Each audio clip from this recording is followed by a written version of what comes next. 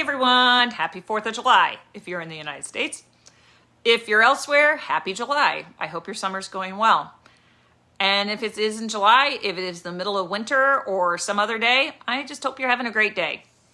In my last video, I mentioned things to think about when you're actually going to library school, such as the debt that you want to take on or not want to take on, and the availability of jobs and whether you need to move or not. Today, I'm going to be talking about the top skills, in my opinion, that I think are most important to have that many employers are looking for those who are interested in pursuing a career in medical librarianship. When I went to library school, there were 3 things that we were told to stay away from: legal information, tax information, and medical information. But a medical librarian's job is to give medical information. And let's be honest, with fewer and fewer ALA accredited schools that have regularly occurring classes teaching the skills needed in medical librarianship, not a lot of people are getting trained or taught the skills that are necessary. And in my opinion, this is a weakness. But I digress. I'm not going to go down the path of figuring out what schools do or don't teach. And to be fair, a lot depends on the type of job. So I'm just going to be talking about the skills that I think librarians should have when they want to enter the medical library profession. So let's get started. Here is the bread and butter, the 3 things that I think are most important when you're going into medical librarianship, the skills that you need to know. Number 1, tippy top, expert literature searching. Medical librarians work with physicians, nurses, researchers, students, administrators, patients and family members of patients, and we help them find, evaluate, and manage and use medical information to support patient care, research, and education. And if there's one skill that separates medical librarians from many other librarians, it's medical literature searching. Because remember what I said about how library schools don't provide the skills necessary to be find medical information, or a lot of them don't. That's something that's needed. So medical librarians don't just type keywords into Google or PubMed and hope for the best. We have to be better at searching the literature than the patrons we serve.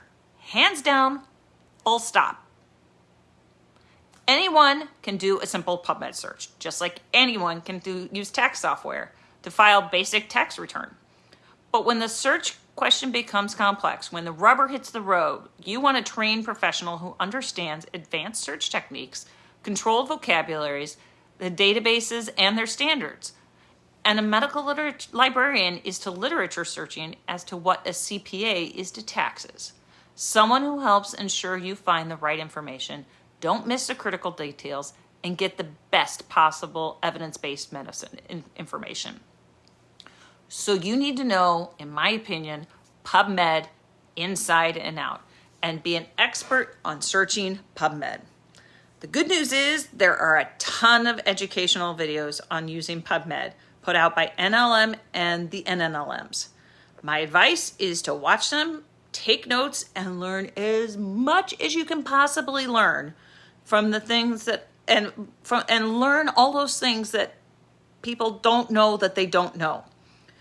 And I could talk forever about mesh indexing and knowing when to use it, when to explode it, when to make mesh a major topic, what subheadings to include or not include, or when to leverage mesh with plain old keywords. I could talk about scope notes and ways to limit search for precise results.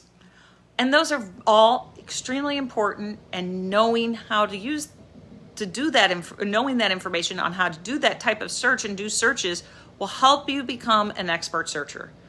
But you also need to know what I think are some tricks or quirks with the PubMed database that most normal people don't know and can actually trip people up. For example, unlike Google, where quotes are primarily used to force an exact phrase search, PubMed does it differently. PubMed first checks to make sure that phrase in those quotes is in the phrase index. They have a phrase index. It's a built-in list of recognized multi-word phrases. And if that quoted phrase is in the index, PubMed searches it as a phrase, bypasses the automatic term mapping. By the way, get to know the automatic term mapping. It can be your best friend, or it can cause you headaches depending on what the term is and how it maps. But anyway, if it finds the phrase in its approved list, then it goes through and searches it as that phrase and bypasses the automatic term mapping. However, if the phrase is not in the phrase index, PubMed will display the very confusing message. Quoted phrase not found in the phrase index. That means your search is not going to be searched as a phrase, even though you put quotes in it. It will break everything up, search those words individually, and apply the automatic term mapping to each of those individual terms. Not what you intended, probably, if you put quotes in the search. So why did NLM go rogue and choose to make quotation marks work totally different than virtually every major search engine people use? I don't know. But they pretty much created a search experience that conflicts with decades of user search behaviors and expectations about what the quotes are supposed to do. And that's important to know, because while PubMed's roots predate Google, most modern searchers have learned that quotation marks mean the exact phrase searching. So NLM's decision to route quoted terms in the PubMed through the phrase index is totally out of step with modern search conventions that users have expected elsewhere. You need to know that, because people are applying those quotes in the incorrect way. And in my opinion, I know that NLM can analyze aggregate search behavior. And in my opinion, it would be fascinating to know how often users use the quotes and expect standard phrasing searching, and it's not going correctly with the phrase index. I want to know how often this devotion to the phrase index hinders search success, or am I just am I have a different perspective and I'm incorrect and the phrase index is awesome sauce? I kind of think the phrase index is confusing to normal people who are trying to search a quote. But that's important to know. Phrase indexing, automatic term mapping are just a few of the most common things that even doctors and researchers don't know about PubMed. Another one is wildcard searching. Now, I've got to think that a lot of people kind of know about wildcard searching. Wildcard searching is an asterisk that is in place of letters. So the wildcard allows you to search for multiple word endings from the same root. For example, child retrieves child, children, childhood, and other variations. And wildcards can be used to capture different spellings of things, like for the British and American version of anesthesia. What many people don't know, though, about wildcard searching in PubMed is it bypasses the automatic term mapping. So if you use a wildcard search, you need to think strategically and not assume that PubMed will just automatically add those subject headings and map accordingly. It's also important to know that wildcard searching doesn't work with PubMed's proximity searching. If you do a PubMed proximity search, or what some databases call adjacency search, you need to think of the multiple variations of the term and plan accordingly. Or use a different Medline database like Ovid Medline. Now, I could go on all day about how to use PubMed, but I'm not going to do that, because that would be recreating the wheel. And as I said, NLM and the NLMs have way more tutorials and do a way better job than I could of teaching how to use it. But I wanted to highlight those things as some of the things that you need to know so that you can be the better searcher at using that database, because it's not like searching Google, and quite frankly, it's not like searching many other literature databases. And a good librarian searcher can save a researcher hours or even days of practical work.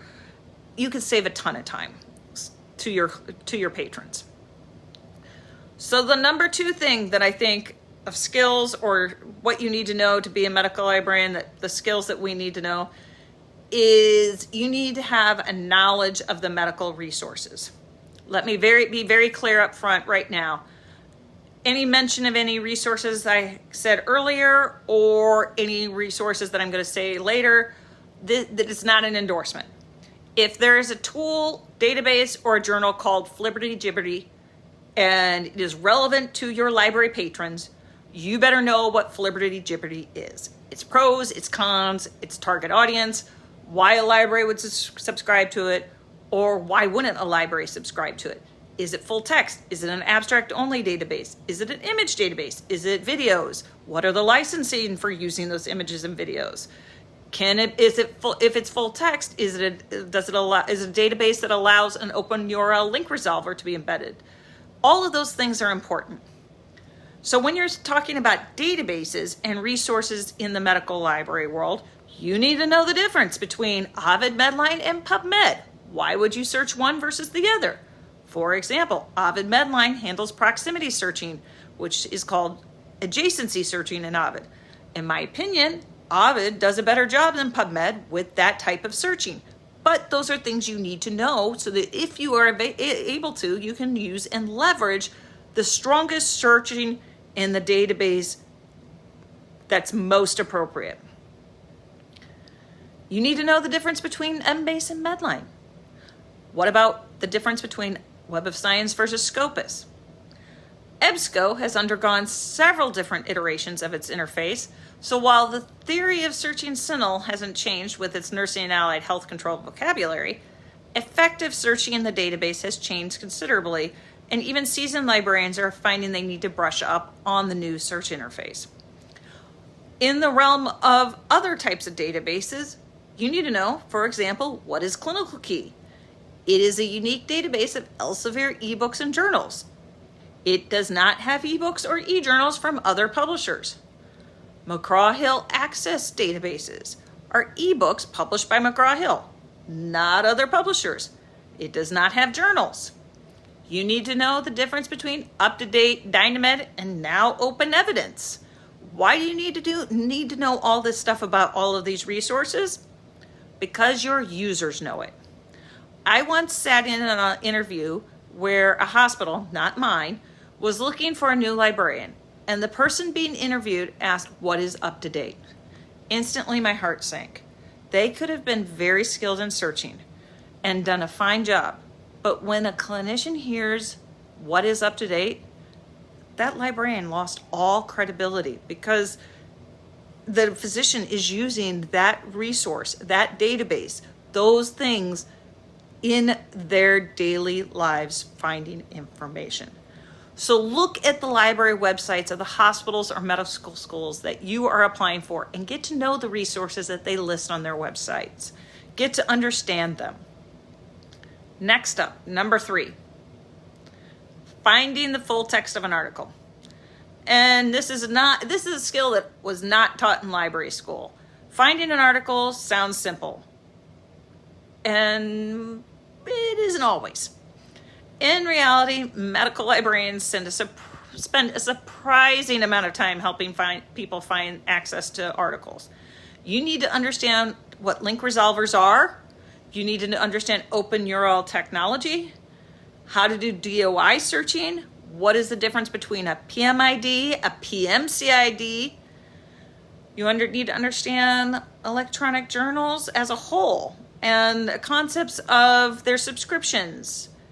You need to understand subscription coverage. Interlibrary loan. Medical librarians use DocLine, or they use Iliad on top of DocLine. We don't typically use all the other interlibrary loan methods for getting articles or books that every other library profession uses. So when a physician can't access an article at midnight before surgery, they don't care why the link isn't working. They just need the article. And to be able to troubleshoot access problems quickly is an extremely valuable skill. PubMed libraries often connect users to full text using link out. and the institutional link resolver. You need to understand those kind of things so that you can get in there. I think a lot of libraries nowadays still have have already gotten their link outs established. But if you're coming in and need to change something with your holdings, or you move from a different ILS, do you need to change your link out? Do you need to do those things? Those are things that you need to think about. Physicians, nurses, medical researchers, they need very specific articles, and they expect to get it as soon as they click on that link. And if your link resolver, discovery platform, or ways to get the article has multiple steps to access the full text, or appears confusing, or goes in circles and redirects you to the ILS catalog record again, then you have lessened your value to those researchers. They will get it another way and not bother with the library. Medical librarianship is a changing profession. And because medicine changes every day, new evidence emerges, new databases appear, publishers launch new products, search platforms change in their interfaces, and artificial intelligence is now rapidly transforming how everybody finds information. The good news is you don't need to know everything on day one. If you commit to mastering literature searching, learning the medical information resources, the major ones, and becoming skilled at connecting users with the information you need, you will have a very strong foundation for success. The best medical librarians are lifelong learners. 30 years into my career, I'm still learning new search techniques. I'm still learning new technologies and new resources. Medical librarians help clinicians care for patients, researchers, advance science, and students become healthcare professionals. That's a responsibility, but it's one of the reasons this profession is so rewarding to me. So there you have it. Those are my 3 things that I think medical librarians need to know before they're entering into the profession. These are the 3 bread and butter skills that I think are the most important. I am sure there are other skills that people will find that are more important, and I would love to have a discussion about that. So feel free to put those things in the comment section. Don't forget to like this and do a thumbs up and subscribe. That helps support this YouTube experience that I am going down. And I look forward to talking to you next time. Bye.